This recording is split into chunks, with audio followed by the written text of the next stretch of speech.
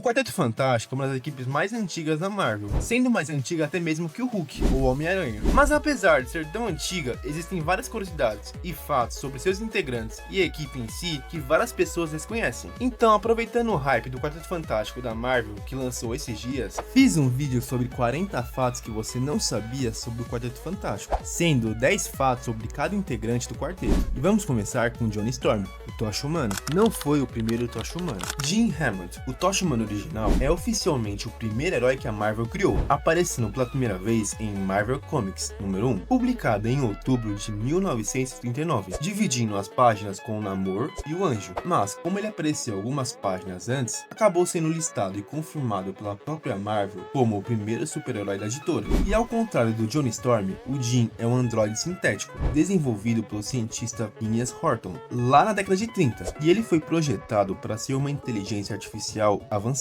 com aparência totalmente humana. Já os seus poderes com o fogo vêm das chamadas células Horton, que basicamente são células artificiais criadas pelo Horton, e que, ao entrarem em contato com o oxigênio, entram em combustão automática, sem que isso cause nenhum dano ao corpo sintético do Jim. Apesar da grande desconfiança inicial do público, Jim logo conquistou seu espaço como herói, e chegou até a lutar na Segunda Guerra Mundial, ao lado do Capitão América. Porém, com o passar dos anos, o Tocha Humano original foi sendo esquecido, tanto que a Marvel nem sequer renovou o copyright de sua estreia, deixando o herói em domínio público, ou seja, qualquer um pode usar se quiser. Foi o Arauto do Galactus. Em Quarteto Fantástico número 520, escrito por Mark Waid, o Galactus, o Devorador de Mundos, estava num momento de fome desesperadora e também bem enfraquecido, porque o Quarteto Fantástico vivia atrapalhando os planos dele. Isso fez com que ele perdesse a paciência de vez com o grupo, mas ao invés de atacar diretamente, ele fez algo totalmente inesperado: sequestrou o Johnny Storm. Além de querer causar uma dor emocional no grupo, o Galactus acreditava que o Johnny era o mais emocional e imaturo da equipe, e por isso mesmo o mais fácil de manipular. Durante o sequestro, ele injetou uma fração do poder cósmico no Johnny, o transformando completamente no novo Arauto de Galactus. Durante essa fase, o Johnny começou a ajudar o Galactus a localizar planetas e se tornou absurdamente poderoso. Só que mesmo com toda essa transformação, ele ainda reteve parte da humanidade, e com o tempo ele começou a resistir às ordens do Galactus, descobrindo uma forma de enganá-lo, sugerindo um mundo sem vida inteligente. No final da história, com a ajuda do Reed Richards, ele consegue usar seus poderes cósmicos para liberar universos inteiros do controle do Galactus, e depois decide rejeitar de vez a transformação cósmica,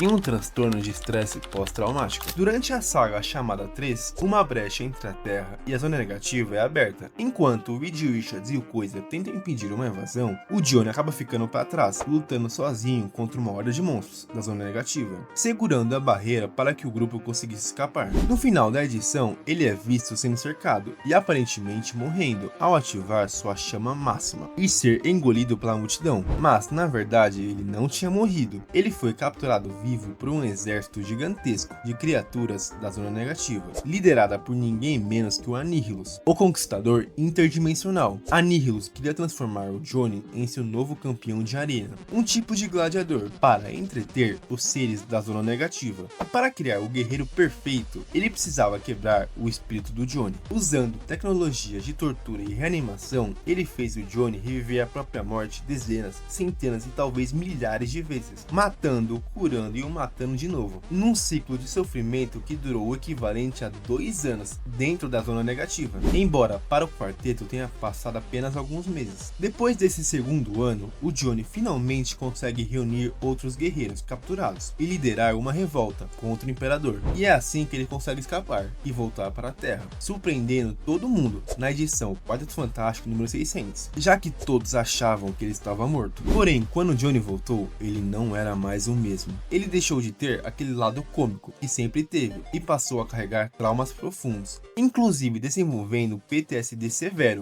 Não precisa tomar banho. Em Marvel 2 em 1 de 2017, é confirmado pelo próprio Johnny que ele não precisa tomar banho quando usa seus poderes. Isso porque o corpo dele fica envolto em chamas que queimam toda a sujeira, germes, bactérias, venenos e qualquer coisa que esteja sobre ele. Então, na prática, sempre que o Johnny usa seus poderes, ele também está se depilando, se barbeando ou tomando banho. Tudo ao mesmo tempo. Tem controle total do fogo. O poder do Johnny não se resume só a ficar com o corpo envolto em chamas. Dá pra dizer que ele também tem o domínio total sobre o fogo, conseguindo gerar, manipular, controlar, absorver chamas e até extinguir incêndios, numa distância de até 24 metros. Além disso, as chamas dele atingem cerca de 1538 graus Celsius, o que é o suficiente para derreter ferro, e ele também pode voar a quase 225 km/h, o que já é considerado uma velocidade supersônica. É o melhor amigo do Homem-Aranha. Tudo começou em O Espetacular Homem-Aranha, número 1, de 1963, quando Peter Parker, ainda recém-descobrindo seus poderes, achou que uma boa forma de monetizar sua identidade como Homem-Aranha seria se juntar ao Quarteto Fantástico. Então, a ideia dele era basicamente conseguir um emprego como herói. Só que, em vez de marcar uma reunião, ele simplesmente invadiu o prédio do quarteto para fazer uma entrevista. E isso irritou profundamente o Johnny Storm, que não pensou duas vezes antes de expulsar o Homem-Aranha de lá. E foi aí que começou uma rivalidade que durou muitos anos, com farpas, provocações e até insultos diretos entre os dois. O Tocha viu o Aranha como um pirralho metido, já o Peter viu o Johnny como um playboy mimado, que não o levava a sério. Mas, no fundo, o Johnny era tudo que o Peter gostaria de ser, extrovertido, vaidoso e popular. Já o Peter era tudo que o Johnny secretamente admirava, inteligente, altruísta e corajoso. Com o tempo, os dois começaram a se cruzar em várias missões, e aos poucos foram percebendo que tinham mais em comum do que parecia. Disso nasceram várias histórias e HQs que exploravam essa amizade, até chegar ao ponto de dizer que o Homem-Aranha e o Tocha Humana são sim, um dos melhores amigos da Marvel. Ficou do lado do Capitão América. Durante a saga Guerra Civil, o governo dos Estados Unidos propõe o ato de registro dos super-humanos, uma lei que exigia que todos os heróis revelassem suas identidades e atuassem como agentes registrados do governo. Isso criou uma rixa gigante entre os heróis. De um lado, o Capitão América, que era totalmente contra o registro. Do outro, Tony Stark, o Homem de Ferro, que apoiava a ideia.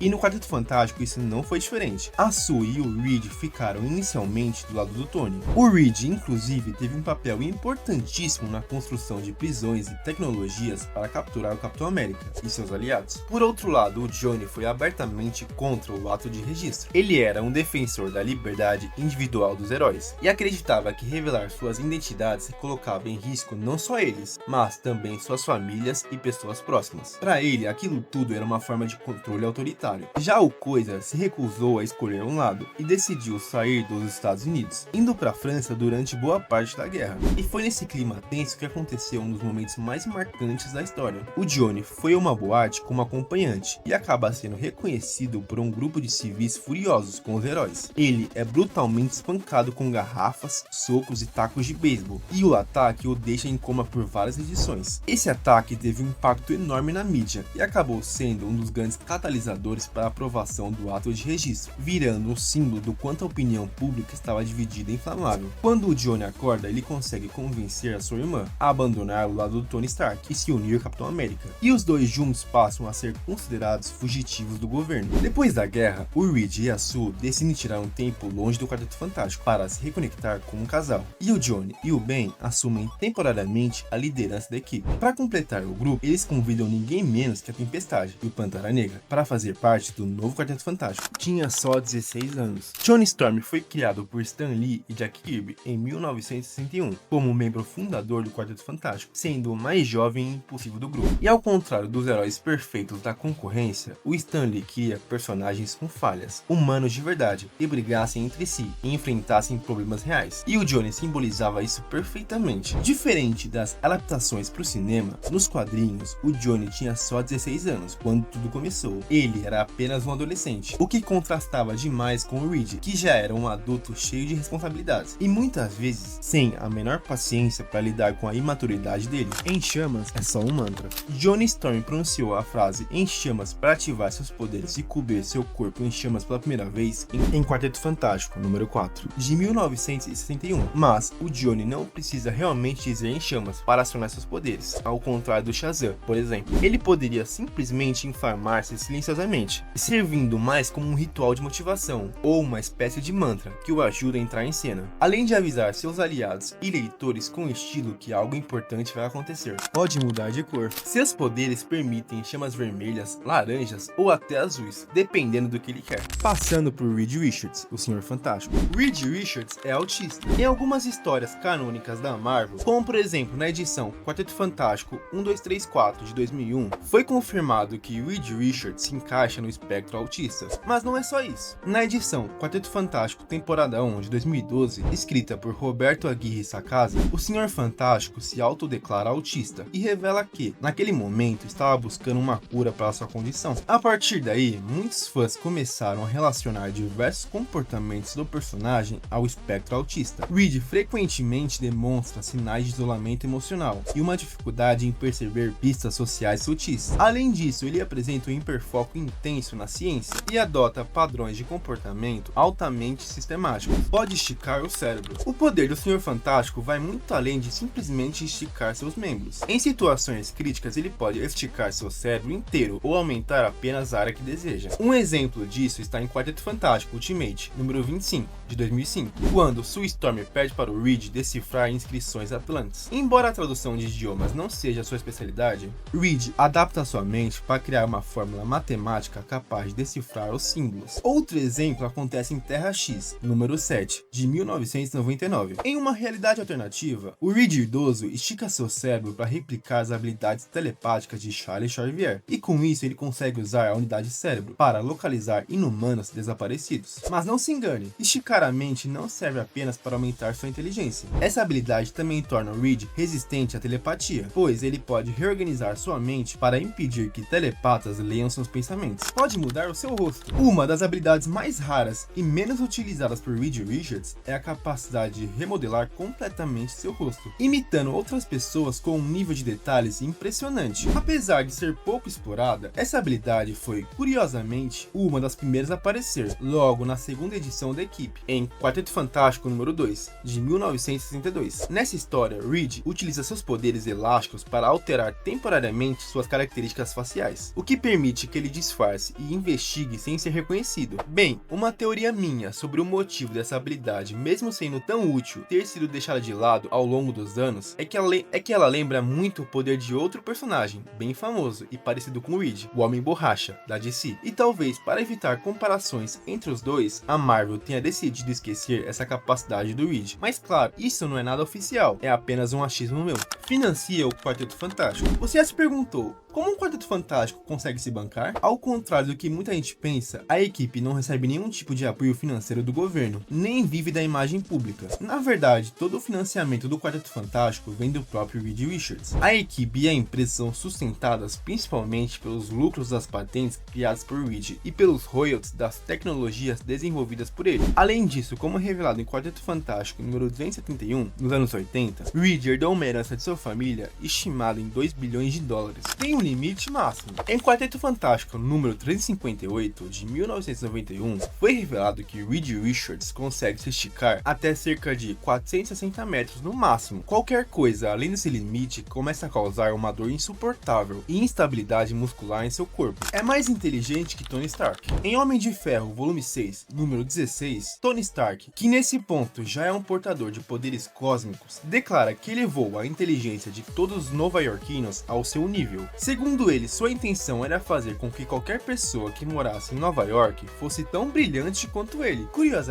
Curiosamente, após essa mudança, Reed Richards comenta que começou a se sentir menos inteligente do que era antes. Não precisa comer e nem envelhece. Em algumas versões, como na sua versão Ultimate, Reed Richards consegue controlar perfeitamente sua própria biologia. Isso significa que ele não precisa se alimentar, nem respirar, nem excreta resíduos, e também não envelhece, como um ser humano comum, sendo, na prática, quase imortal. Sua religião é a agnóstica. Em Quarteto Fantástico, volume 1, número 511, publicado em 2004 e escrito por Mark Waid, Reed Richards literalmente viaja até o paraíso, em busca da alma do bem, que havia morrido. Durante a história, Reed revela que nunca conseguiu aceitar a ideia de Deus, já que tudo em que ele acredita vem da observação e da lógica científica. E mesmo após presenciar o paraíso com seus próprios olhos, ele não se torna um crente e nem se entrega a uma fé, continuando agnóstico no sentido literal. Ou seja, ele reconhece que talvez existam coisas além da compreensão humana, mas não adota uma crença ativa. Apesar disso, quando seu filho Franklin Richards pergunta se ele acredita em Deus, Reed responde: sim, acredito, Franklin, porque acredito que religião e ciência andam juntos, fecha aspas. Foi baseado na água. Todos os membros do Quarteto Fantástico são baseados em um dos 4 elementos clássicos. Jack Kirby e Stan Lee queriam criar uma dinâmica de equipe, em que cada herói encarnasse um aspecto distinto do universo elementar, promovendo equilíbrio e contraste dentro da equipe. O elemento que representa Reed Richards é a água, já que sua elasticidade e flexibilidade corporal lembram a fluidez da água, que se adapta ao recipiente que a contém. Agora, sobre o Coisa. É praticamente imortal. Enquanto está em sua forma rochosa, o Ben não envelhece nada. Isso é comprovado na história de Quarteto Fantástico, número 605. Lá, o Reed estava ansioso para saber qual seria o destino do Coisa. Então, com a ajuda do Natiel Richards, eles constroem uma máquina do tempo. E a primeira parada é no ano de 3012, onde o Ben ainda está nativa e faz parte de uma nova equipe liderada pelo Franklin Richards. Depois, eles avançam no tempo até o ano de 4012, encontrando uma versão mais idosa do Ben, que dá um discurso emocional para os formandos da Fundação Futura, afirmando que nada é impossível. Em 5012, vemos o Ben conversando com estátuas dos membros originais da equipe, expressando saudade e lamentando não comer o hambúrguer há mais de 500 anos. Era tão popular quanto o Homem-Aranha, nos anos 70.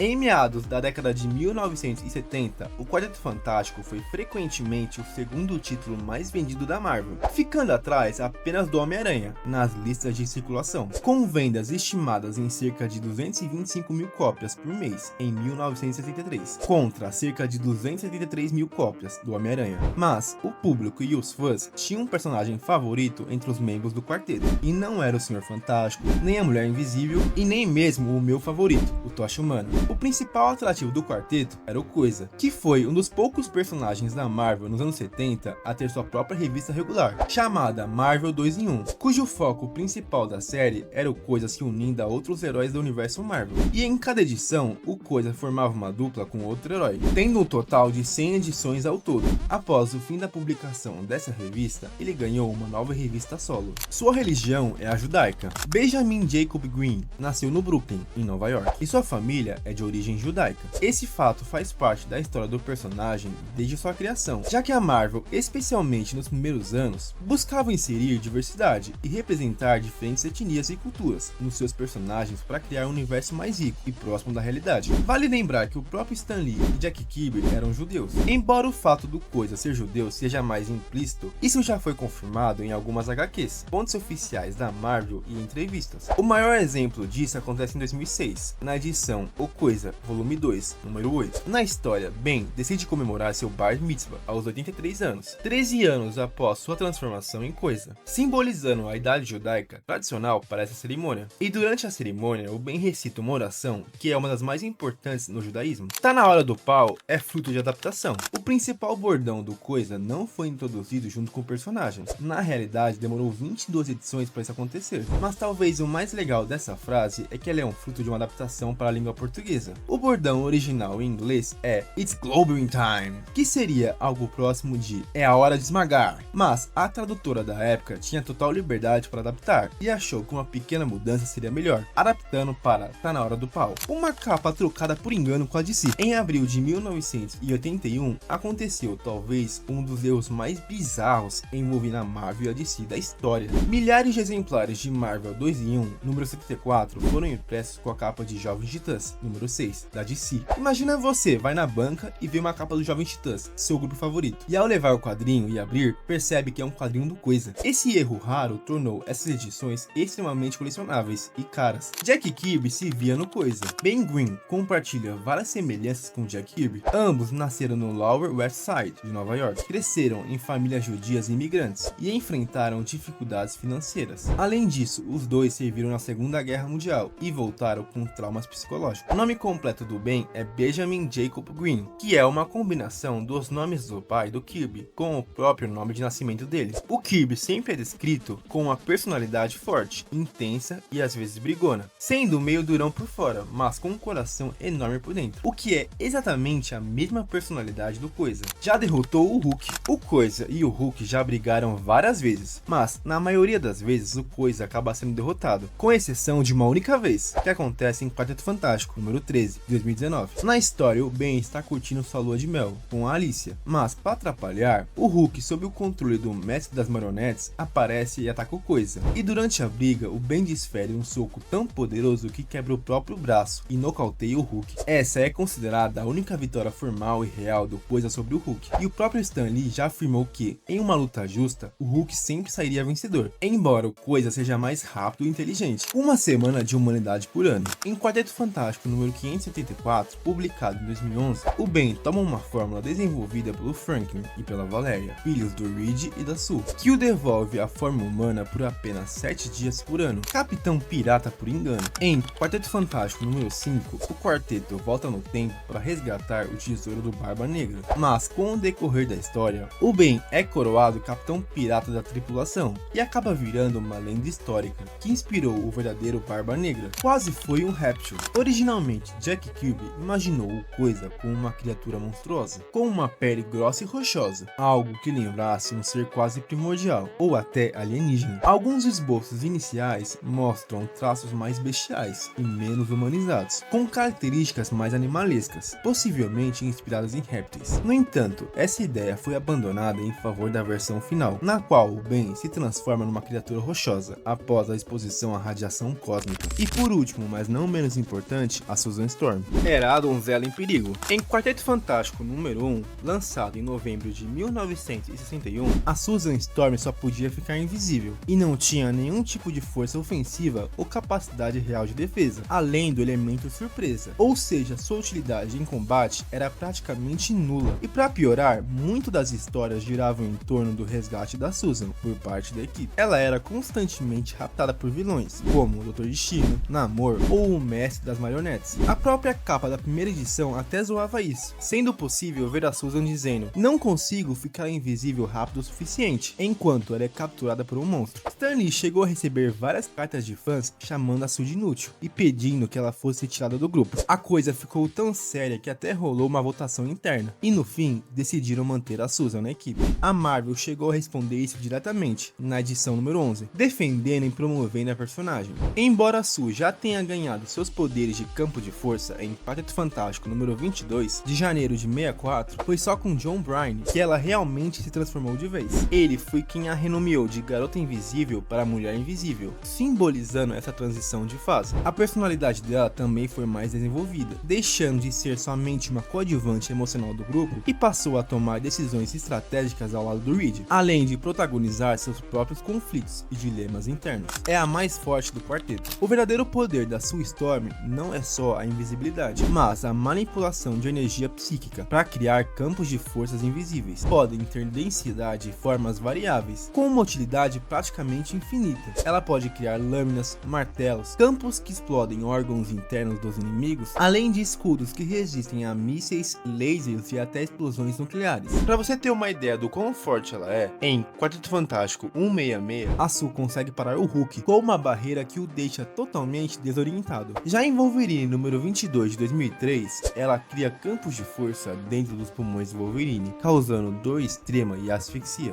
E mais, no Quarteto Fantástico número 400, a Sue ainda chegou a ferir um celestial, homenagem à filha de Jack Kirby. Susan Kirby nasceu em 6 de dezembro de 1945 e é a primogênita de Jack Kirby. Foi ela quem inspirou o nome de Susan Storm, a primeira heroína da Marvel. A Sue Storm é oficialmente a primeira heroína da Era de Prata da Marvel, aparecendo antes de personagens como a Feiticeira Escarlate ou a Jean Grey. Algumas mulheres superpoderosas até apareceram antes dela, como a Namora, que surgiu em Marvel Mystery Comics número 82, de 47. Ela é prima do Namor e tinha super força. E a Miss América, Madeline Joyce, que apareceu em Marvel Mystery Comics número 49, de 43. Mas essas personagens pertenciam à chamada Era de Ouro dos quadrinhos, que não faz parte do universo Marvel oficial. Nesse mesmo sentido, a Sue também foi a primeira super-heroína da Marvel a ter filhos, enquanto continuava ativa na equipe principal. Reed Richards não foi o único amor. Antes de se casar com Reed, ela teve um envolvimento com o Namor, e esse triângulo amoroso foi recorrente nos quadrinhos por décadas. O próprio Namor sempre tentou conquistar a Sue, inclusive vira e mexe tentando convencer a Sue a deixar o Reed para viver com ele em Atlântida. Embora a Sue ocasionalmente reconheça que se sente atraída pelo Namor, especialmente em momentos em que está emocionalmente afastada do Reed, como quando ele se dedica demais à ciência e acaba negligenciando o relacionamento, ela quase sempre acaba dedicando seu amor ao Reed. Mas sim, existem histórias e HQs em que a Sue e o Namor terminam juntos. Por exemplo, em Quarteto Fantástico História de Vida número 2, Sue chega a se separar do Reed por quase uma década, vivendo um romance com o Namor. Já em What If número 21, há um mundo onde Sue teria se casado com o Namor, e eles governam a Atlântida juntos. Em alguns casos, casos, eles até tiveram filhos. Foi inspirada no ar. Quando Stan Lee e Jack Kirby criaram o Quarteto Fantástico, eles queriam que cada personagem tivesse um poder ligado a um elemento natural, ou uma característica que refletisse sua personalidade e habilidades. O Johnny foi o fogo, o Coisa representou a terra, o Reed ficou com a água e a Susan foi o ar. As habilidades dela de manipular forças invisíveis e moldá-las da forma fluida e dinâmica podem ser vistas como uma metáfora para a natureza intangível e adaptável do vento.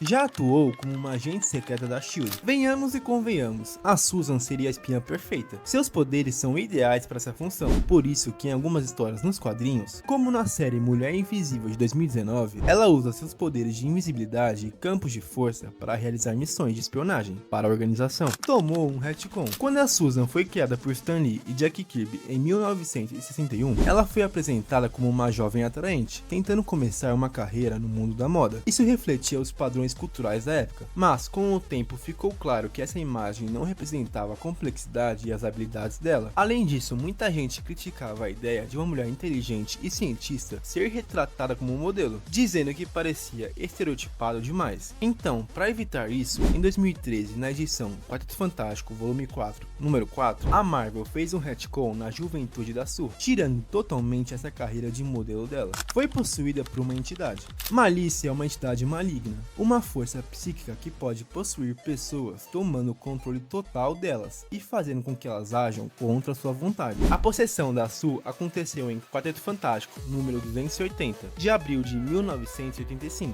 Durante essa história, a Susan começou a agir de forma estranha, com atitudes agressivas e fora do normal. Sob a influência de Malícia, ela perde o controle sobre suas ações e acaba atacando seus próprios companheiros de equipe. Além disso, a aparência dela também muda, começando a usar um traje de couro preto. Foi treinada pelo Punho de Ferro. Em Quarteto Fantástico Volume 3, número 6, a Sue percebe que seus poderes sozinhos não garantem total proteção e que, em certas situações, seria fundamental aprimorar seu domínio em artes marciais. Foi aí que ela procurou o Punho de Ferro para participar de uma sessão de treinamento diretamente com ele. Esse treino ajudou a Sue a melhorar suas habilidades físicas, tornando-a mais versátil em combate e aumentando sua confiança em lutas corpo a corpo. Além disso, ela também recebeu treinamento extra do Coisa e da Mulher Hulk, o que fez dela uma combatente ainda mais habilidosa.